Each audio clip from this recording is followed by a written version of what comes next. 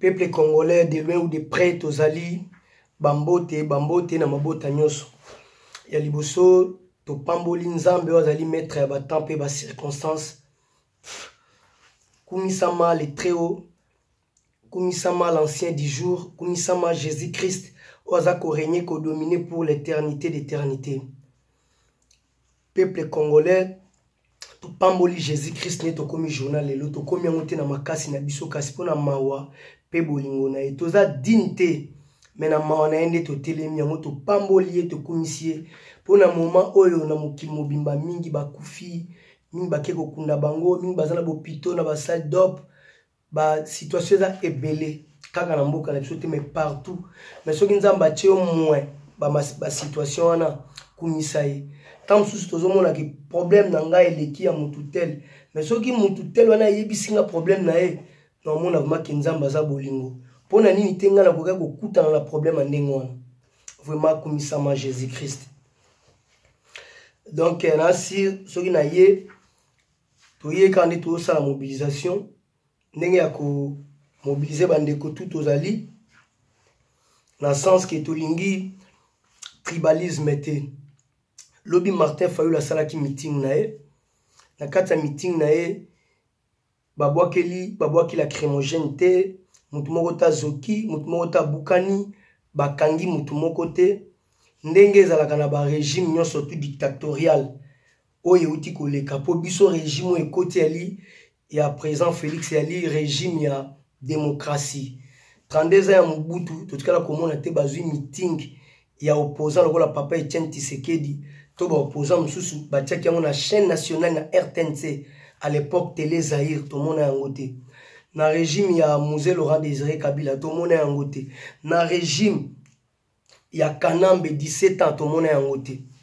Donc yango na peuple congolais de loin ou de près tozali eloko moko esalemi pa na biso ebouger démocratie mutu oyo azofinga koyembela azoloba mabe pona baza ba anti régime oyo ya démocratie bao baza anti pouvoir ya son excellence président de la république président Félix Tshisekedi bato baza ba anti mais azwa meeting na bango atie yango na chaîne mère na télé Congo place monde entier komona et elobeli eloko moko te azobanga eloko te parce que ata soki atie meeting na wana yango te lakisi ke okozwa place na ye yango te lakisi ke okokoma na place na ye même soko sali meeting na okaka ba meeting moko komilukela ba positionnement ba makambo personnel parce que makambo ici et si là cour constitutionnelle ici akata makambo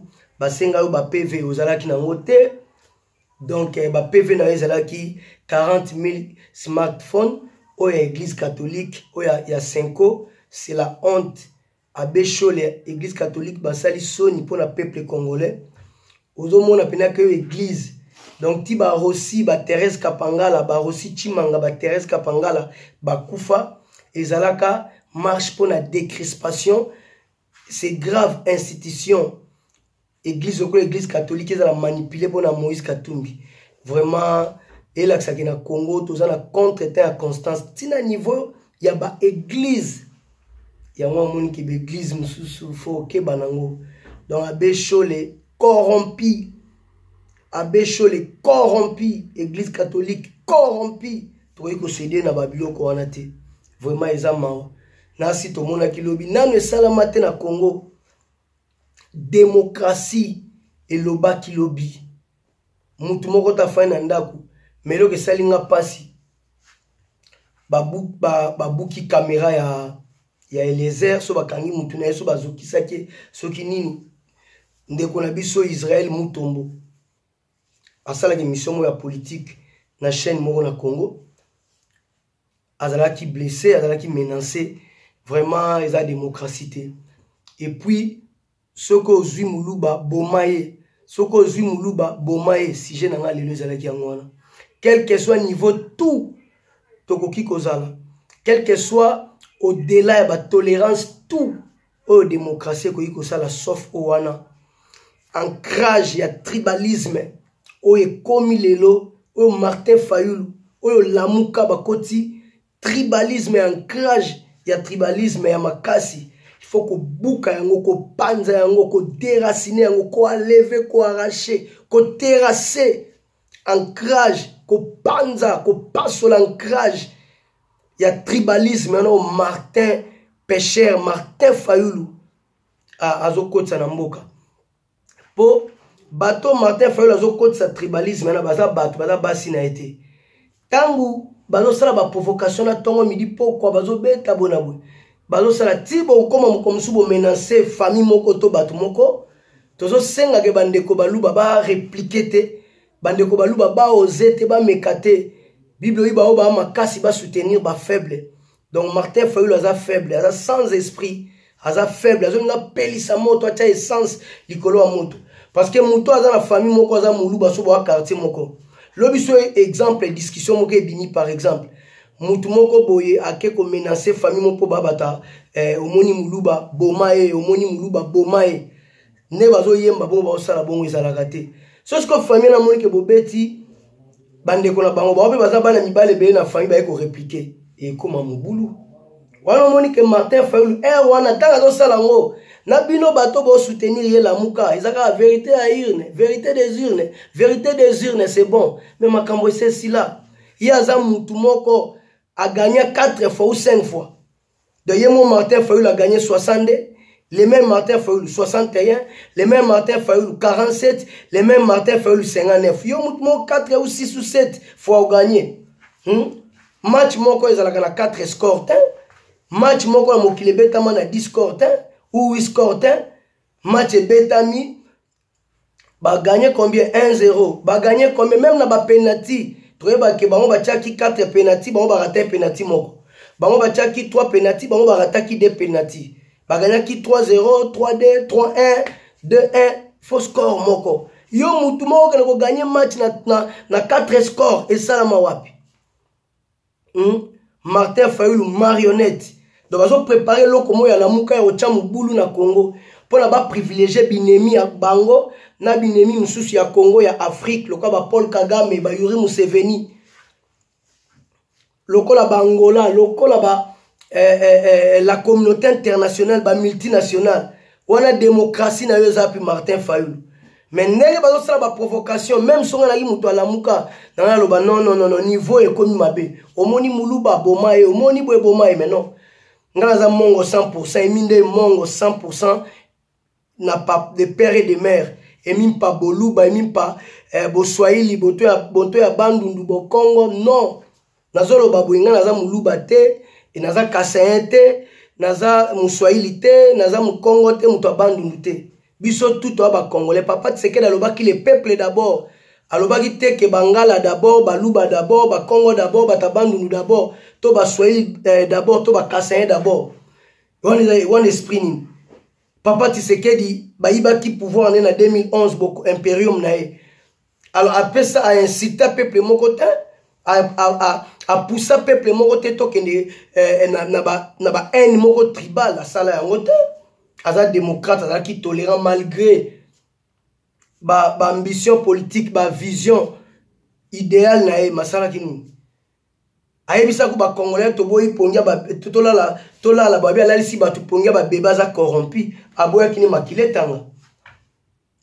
Pour makile se tangi trop. Makile za kakate ba to kabila banya ko boma bu portant. Ba bolim si to ba Paul Kagame to ba Yuri Museveni to ba multinational. To la communauté internationale bato bazo kufa na banzala ba manka médicament ba tout wana ezali na compte ya ba massacre ya Congo ezali na compte ya ba génocide ya Congo donc to céder bongo tika to ndima kata état de droit au-delà ya état de droit et comme mystique comment to accepter bazolo ba bongo eloko na koyi ko sala te na ko soutenir président Félix na manière tout. Mais si on a poussé Batou, on a toqué dans le tribalisme, d'office comme démocrate, on a lâché. Et c'est obligatoire. Quel que soit le soutien Tshisekidiste, si on a présent Félix, son excellence, on a l'obité qu'à saler, on a fait ça par exemple. Que na moni biso to parti à démocratie, mais tout le monde poussé Batou. Na makambu ya tribalisme, mbala moko na on s'est retiré. Na longo Tshisekidiste. parce que ezali vision na biso te, eza idéal na biso te, eza ba grande ligne na biso te, eza mission na biso te, eza projet ya société na biso te, ya état de droit, ya progrès ya mboka, ya social ya mboka. Mais non. Alors Martin Fayulu nanu okoma kikutu président, so okoma président. Donc c'est ngolo ba ke bato abandu banga bazalana, banga ba nyata ba congolais nyos. Parce que bolobaki ke Félix aza muluba, parce que biso kanisa ke combat ezali ndeke ya démocratie, mais tu comprendre ya combat ya démocratie te ezali ndeke muluba zo pouvoir te, parce que son excellence le président Félix Tshisekedi a brisé ba lien au mindele ba sala ba campagne contre Luba, que muluba ko zo pouvoir te baza ba vantard nzokande rien. Banda abandi na bokonzi na ye. Bola kisanga place nini muluba azo mépriser peuple congolais dans l'ensemble. Et pardon, dans l'ensemble. Bola kisanga place nini tomoni muluba moko azo mépriser, azo boma mutabandu, azo boma mukongo, mungala, baswahili place nini. Asali kutu discours ya paix, azo benga mutu nyonso. Asali kutu appelle même na bande comme sous. Trop c'est trop. Et là qu'on a connu que ça la tena fanalo bakedi so omoni mukongo bomaye, omoni mutu abandu bomaye, omoni mungala bomaye, omoni baswahili bomaye, omoni bakaseye boma bango. Biso tout wa mutu moko. Même ceux qui les longa, les longa naza mutu ya na Tshisekedi c'est na mutu ya IDPS. Sauf là qu'on a connu que soutenir tribalisme. Mukolo moko te na mona makamo ya tribalisme na IDPS. Ezalaka existateur. Kyungu wakumwanza bomi bakasayen na Katanga. N'époque Mobutu ba bomi ba kasayen. Ti le lota kasayen moko te a réplicata poussière à mabela bambelata a bambelata katange moko. Ata parole moko ya tribalisme na yoka yango te. So baza peuple luba balingani bango na bango kenonga na moni kenaza mongo. Avant na soutenir le bosso mu Congo, mutu abandundu baswahili ba kasayen, il faut soutenir le bosso mungala. So ngala za na idéologie na batengi pa na biso. Où est le mal? So mutu mwanya alinginde kona été et talingate. Est-ce que ceux qui aminanga exemple venanga José Ike to Zifio Tunani to papa Ngalingeleka na maman Monique Tumba, so exemple que bango balingi bandeko na bango te, est-ce que yango fait te yanga to instruire nga ke na linga pe yanga bandeko te to tika biloko wana. Martin Fayulu vraiment il faut keba, soit il faut ba interpeller Martin Fayulu, il est qui? Martin Fayulu azanani Martin Pécheur. Parce que mutu aloba moni Martin Fayulu tant sous toki yango lobi yango te. Troupe à mabe ezalaka te. Dirigeant de ya mabe azalaka. Peuple ya mabe na monde azalaka te. Mukonzi ya mabe nde azalaka. Mukonzi ya mabe nde azalaka. Po nini to c'est la différence ya ba reine. Ah n'époque be mukonzi boye asalaka musala bien même na mindele. Ah te Reagan n'époque nezalaki boye. François Mitterrand n'époque nezalaki boye. Ah Sarkozy n'époque neza boye. Hollande boye. Na misusu kutu pona ni tolo bake ah Mobutu malgré plan machiavélique projet makambo surtout ya Satan azalaki nango. Mon moins quand même azalaki na makambo ya unité nationale. Eza symbole etikale pa ya congolais. To boya ye na makambo tout si disent makambo neuf ya ye to boya. Mais les Kamoko a été une unité nationale. Pourquoi? Et marqué par Congolais nyos. Et marqué par Congolais tout. Soyons réalistes. Soyons réalistes. Il y a un moment qu'il faut réfléchir. Il y a un moment où tu as eu pouvoir.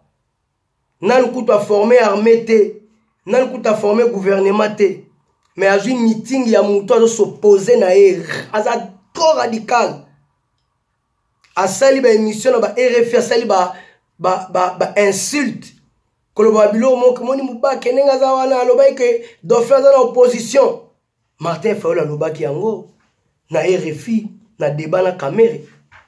Martin Fayulu aloba ki yango mais na meeting na elobi bazu yango et salama wapi na bokonzi ya Mobutu 32 ans azwa meeting ya Pongabi papa Tshisekedi a oza ba alia ba fimbu na mikongo ba zongisa ba village na ba kabe ya kamwanga ba China na ba prison na ba kacho ya sama belé que maman Marthe na ba président Félix bazo lela place aza yebanité makamala bobosani yango Pona meeting a ponga bi ba traiter ye mutu aliboma o mutu aliboma mo azobima na ponga bi bola na mama oloba te nani ayebi te na Congo nani ayebi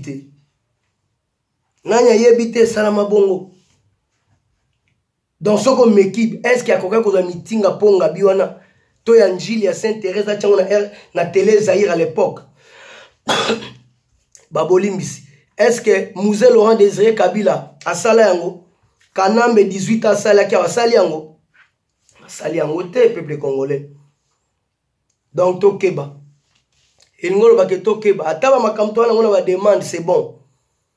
Vous pouvez imaginer que ndetoza awa Mobutu asali 32 ans de pouvoir, Kabila asali 18 ans de pouvoir, des années 40 ans de pouvoir ya mboka eke na dictature soto ke na Laurent Désiré Kabila ba 42 ans 43 ans ya dictature mo féroce na mboka.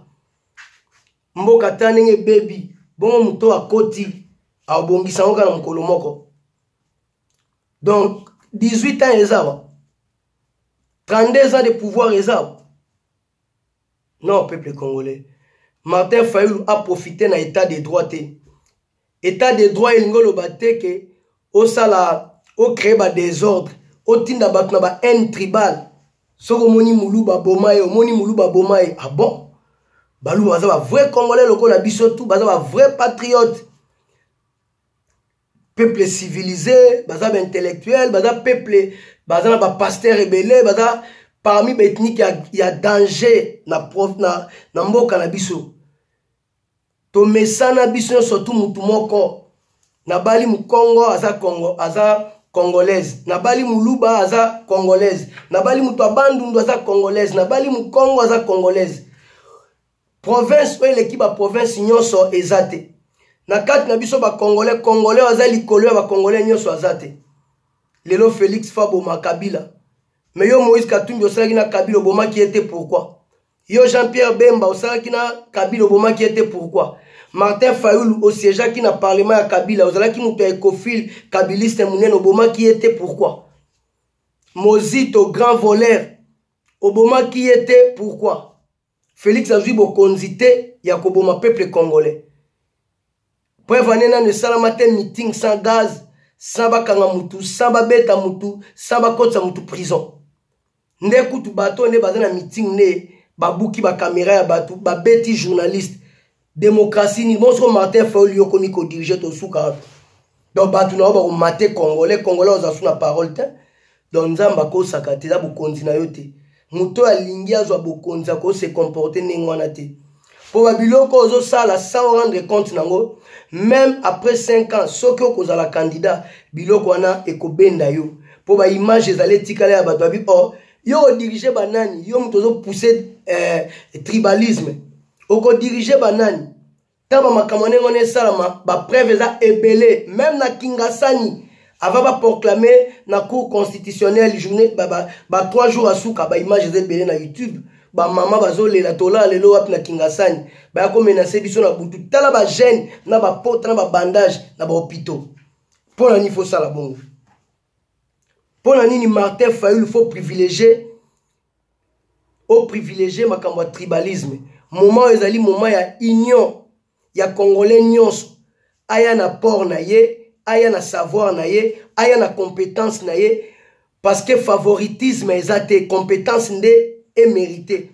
Aya na ngo pona ko reconstruire pays na défi autozo relever pour le développement ya Congo. Il faut qu'on renforce plutôt solidarité nationale, unité nationale. Union fait la force. Na yé mon côté présent Félix akobongisa makambo nyonso. Yé mon ko se multiplier na seconde nyonso surtout aza présent na Congo, aza ambassadeur à Congo aux États-Unis. Yé mon ko aza présent na Congo, aza ambassadeur na Japon, na France, na Allemagne, na Mali, na île de Gorille, na Côte d'Ivoire, na Zambie, yé mon ko tout. Yemoko za na secteur ya Bilanga, yemoko za na secteur na armée tout ye. Non. Au Kokatin, il faut à partager ba tâche na ba Congolais au baza pour na changement, au baza compétent. C'est ça. Donc muto o azane est ambassadeur ya Congo na pays songolo et ngolo ba kati na eza président Félix. Il faut incarner ba valeur on a état de droit. Il faut sécuriser peuple congolais na bisiko ya aux ambassadeur. Ezate to mona ki ba 5 ans ou 4 ans si je trompe pas. Ser na biso mobo ya mwasi abalaki na abalaki indien moko na Kinshasa indien ngo ayi mwasi kitoko amemiye na Inde atumba ye ele kaka bongo ambassadeur ya Congo ya Inde. Il faut oh ya touro mais ba obengo ba okanga yo congolais il faut la protéger tanan ba Congo ba africain o ba kangi bango na ba Libye na manœuvre par la communauté internationale bazo boma bango. Samuel Eto'o un individu akamata acha avion pour que ne kozwa bango mais ba politicien ba président africain ba osani ba ebi kiza manœuvre mindele na bokonzi o ya biso esimba te. Le bokonzi na biso ali le peuple d'abord. Le peuple d'abord. Ezali te que gouvernement d'abord. Ezali te que armée d'abord. Ezali te que ba enseignant ba médecin d'abord. Ba étudiant d'abord. Mais le peuple d'une manière générale d'abord. Cela veut dire constitution eza pona ka e protéger médecin te congolais tout à toza chômeur à toza irrécré aux a droit à protection na gouvernement na bokonzi o ya état de droit. Ezali gouvernement ya kota la bilongité. Ezali gouvernement ya ba ethnique te ya ba province te kota la photo privilégié clique to asbel songolo to parti songolo non biso to bundi bitumba état de droit. Ba preuve nango yango wana bazwa meeting ya mutu moko boza anti pouvoir o ekomi ya bokonzi ya son excellence le président Félix Tshisekedi Bachango na RTNC. Vraiment eloko Martin Fayulu les autres au sala il faut tika. Soko tikite bakokanga yo parce que bato ba otake ya baluba ba zobate. Trop c'est trop. Tout excès nuit. Tango eko sala mambalebele baninga mususu ba olinga pe ba se défendre. Tosuka et na sima nango yo bénéficier nini donc on va créer mubulu na Congo pour na profiter na lamuka donc to vivre kaka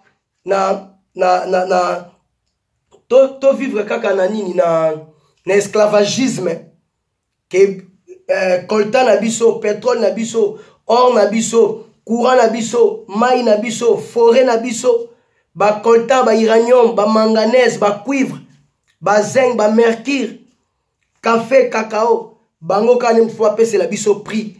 Biso to la droit pese sa prix te. Biloko na biso moko, il faut to le lot to somba ba téléphone cher mais coltan na biso. Il faut le lot richesse na biso ba on fwa pese la ngo prix. Le lot lokola bokondi mususu ekoti po eza na souci ya population ba kitisi prix ya coltan. Ale bino ozo coopérer na batwana ba multinational bino lamuka na la communauté internationale pour semer des ordres binemi à Congo, pour manipuler les Congolais, pour vivre dans la boumboana. Mais non. Nous avons ça qui biso bon hôtel. Pour ça, nous avons réalité biso to souffrir. Il y a un peuple congolais comité qui a la manipulation te ya Martin Fayulu. Comité qui a la ningité à cause du pouvoir mon côté makambose sili. Azel après 5 ans. Ceux qui 5 ans et coquille ceux qui Azama kasi que les meilleurs gagnent en boka de démocratie. Mais en boka te que on deni yo mutu moko gagner na 5 scores. Na match mo bana mokile banda e salamate. 5 scores. Bo gagner lobi combien to gagner ki 3D, mais yé na côté na yé on a gagner ki 5AD. Match moko eza na 4 scores et salamate. Eza oyo Martin Fayulu zo sala avec na complicité ya église catholique bo pelisa moto na Congo. Non. Peuple congolais, Congo eza biso tout eza na mutu moko taza na monopole ya ko boma Congo biso to betele maboko. Mutu moko taza na droit to ndima to fani ko mutu maso manzembo. Soko moni mutabandundu boma e, omoni mukongo boma e, omoni ba Swahili boma e, omoni bangala boma e, omoni ba Kassaye boma e. Mais non. Ya eza eloko moko ezali aberration li jugement moko ya mabe pona biso. donc eloko tout ekoki koleka na Congo sauf wana na osepela soko bala mwasi moko ya muluba to mobali mwa muluba lobake bolingo na ye na sepeli nango te ndenge esalamaka partout na mokili mais ezala teke na boye mpo na muluba namonaki mutu moko alobi naobosana alobi soki Félix a passé président na boyi mwasi na nga aza muluba eloko nesala nga pasi moko botika londima te Bible oui mon peuple est mort faute de connaissance na ndenge nini bato bakoki ko se comporter ndenge wana parler ngolo banini peuple congolais yango no moni bolanda makambo wana te bondima ba manipulation wana te soki président Félix atiaki meeting à Martin Fayulu na chaîne mère eza te ke azobanga e eza te ke nini non eza ke aza démocrate bato baloba na ye pe démocrate parti ya munene ya 36 ans ya lite ya démocratie ndeni ya koti ya komi koboka bagaz bakangi bato basali boy c'est ça donc Martin Fayulu tango siko sali bongo sali onini okomi mukonzi na Congo yebisanga no sali meeting okomi mukonzi na Congo okomi mukonzi tan mukonzi bakoma ngo bongo te donc Martin Fayulu toboyi makambu ya tribalisme soki o continue bakokanga yo mboka eza na état de droit mutu moza au-dessus ya loi azate Sarkozy akenda tribunal je crois na tribunal Jacques Chirac akenda tribunal ba Dominique Soscan bakenda tribunal donc c'est ça lukana no résoudre nanu soni honte ozanango ke Kimbuta comme gouverneur Congo comme na bafulu na capitaine na Kinshasa bisiko zalaga senga nanu ba marche pona yango obenga bato na bobimelo boyo longola bafulu poza parmi ba opérateur poza parmi ba acteur principal oyo esali ke bafulu comme na Kinshasa benga bato na bolongo nanu bafulu soni yoza opposant okene kozwa mbongo defa mbongo ya mutu a pouvoir azali parmi ba pièces majeures aza gouverneur na ville ya Kinshasa ville ya Kinshasa ali capitale mboka ezali province moko phare place ba institution surtout ya mboka ezali yozala corruptible yozala acteur parmi ba acteurs principaux ozali acteur principal oyo apesa Kimbuta nzela akomisa Kinshasa na ndengo wana lelo ozo kata soni te expliquer que tant on sali ko meeting en sani allez le même meeting en ozo préparer comme arme ya kokota tribalisme na mboka bat mususo baza sans esprit ba esprit faible o manipuler bango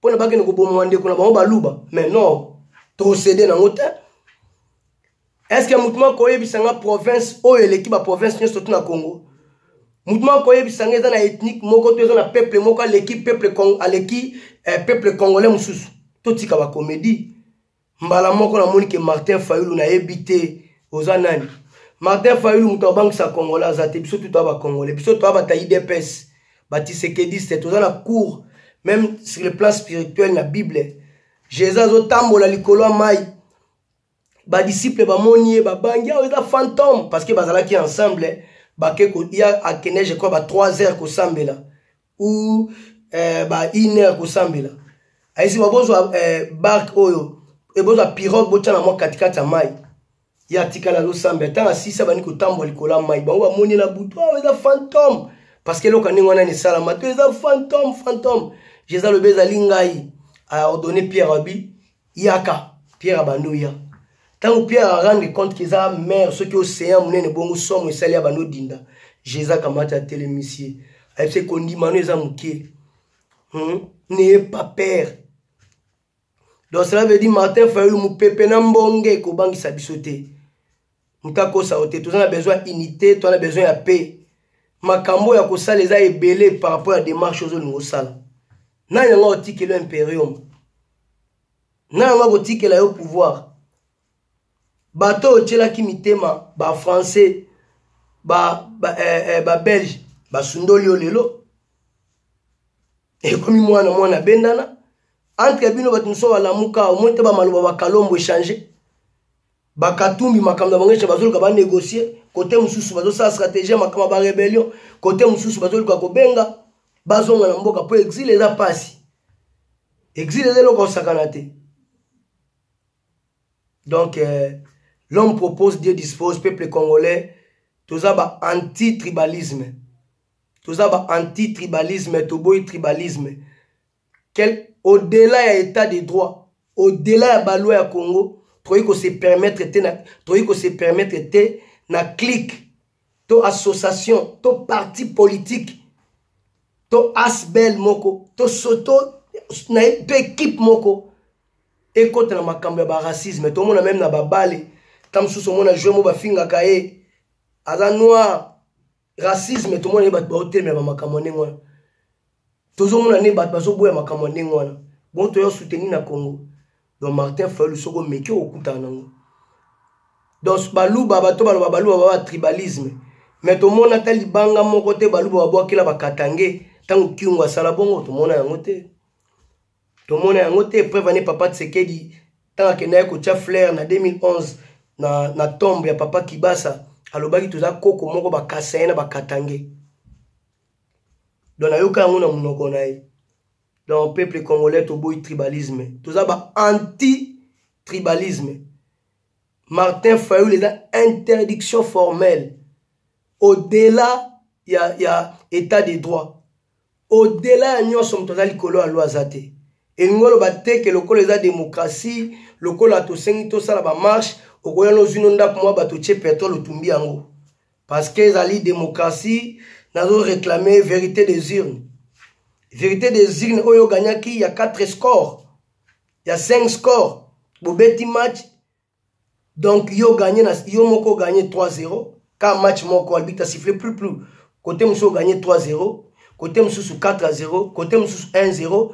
Côté Moussou 20-0. Donc, il y a un moment de peuple congolais de loin ou de près aux alliés, message de la Kiangwana. Vraiment, Mbote Mingi. Là où repose le cœur de l'homme, mon thème à José Ike Matembele, ma mère mine Mboukou. Mon thème à Vénanga José Ike Matembele, Yabino Angwana. N'a pas si Zifio Tunani, les dollars bivores, mon père Bambote trop. Les barons Charlie Kabemba. N'a pas si Jif Noir Moukanya Bambote trop. N'a pas si papa Ngali, Ngeleka. Mon thème à maman Monique Tumba, Bambote trop. N'a pas si Stani Lupemba, na maman Nelly Bambote trop. Vraiment, y'a ko sambezate. Nous avons besoin de changement. Donc, Martin Fayulu, ceux qui moutou et beti, pour la mounio kondi, ceux qui ont bandit, ceux bandit à liboma, donc, va traiter ou bien. Toti que la yo tenté au côté, au pousser population, au bafandi bamboula na passe, na unité, na misère. Toti kate yo koti sa bango, na médiocrité. Au côté sa bango, na